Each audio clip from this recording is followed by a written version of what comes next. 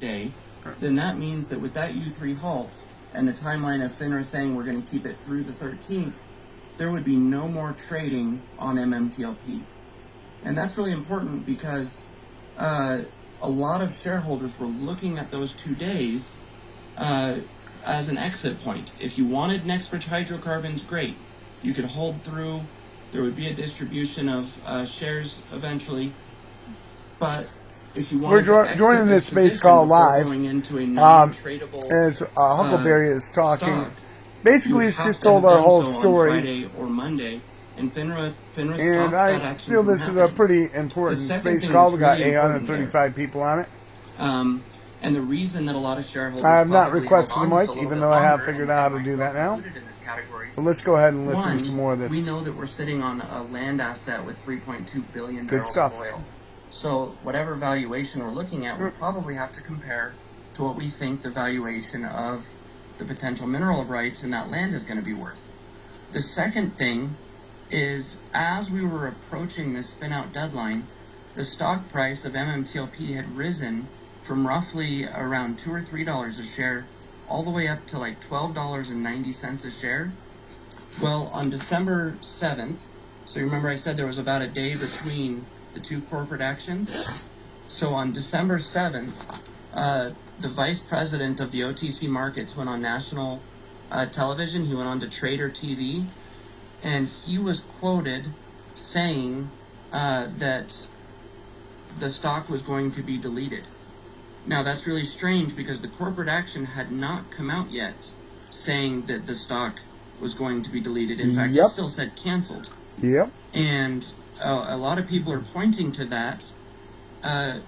Cromwell Coulson took to Twitter and said that canceled and deleted are used interchangeably, that they mean and reference the same thing. But if that's true, then there would have been no reason to change it. What we can point to, however, is when Jeff Mendel, the vice president of OTC Markets, went on that television station and started using the word deleted, short action on the ticker went through the roof. They pushed it from $12 a share back down to $3 a share in 48 hours, within less than 24 hours.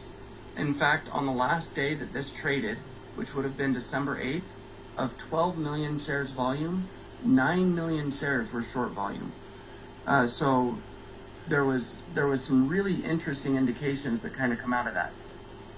The second thing is, on a U3 halt, the recognized guidelines for a U3 halt is it can only halt a ticker for a maximum of 10 days.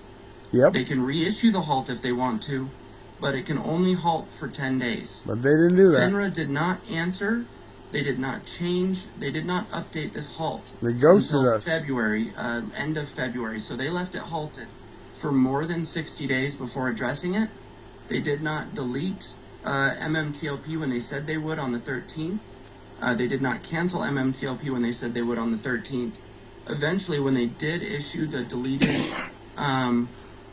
through their notices and bulletins on the FINRA website, they actually issued it in late February and then backdated it to February or to December 13th. So they backdated the information more than 2 months to make it look like it was done on time. We move forward.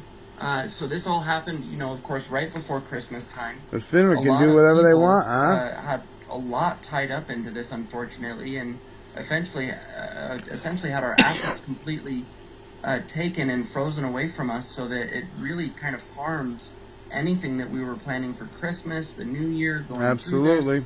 I know it had a significant impact in my household and changed our plans completely. I bought no presents. A Disney cruise planned, and we actually had to cancel the cruise.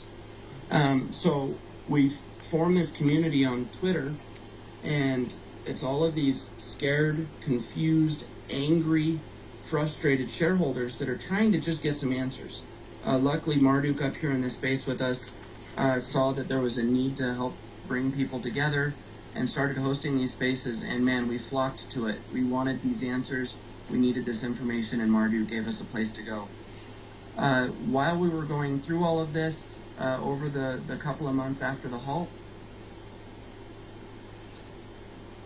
Oh, can you hear me, guys? Sorry. Okay, thanks, Marduk. So while we were going through all of this for the first few months that this had all been halted, one of our shareholders, Howard, had been working on a FOIA request. It's a Freedom of Information Act request.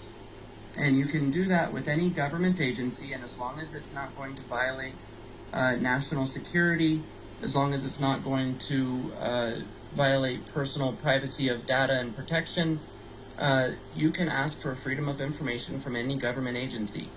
He had been revising and working on it, making sure that it was worded right, and he was finally granted that FOIA request in late March, right at the end. And in that FOIA request was an email chain. Now, this email chain had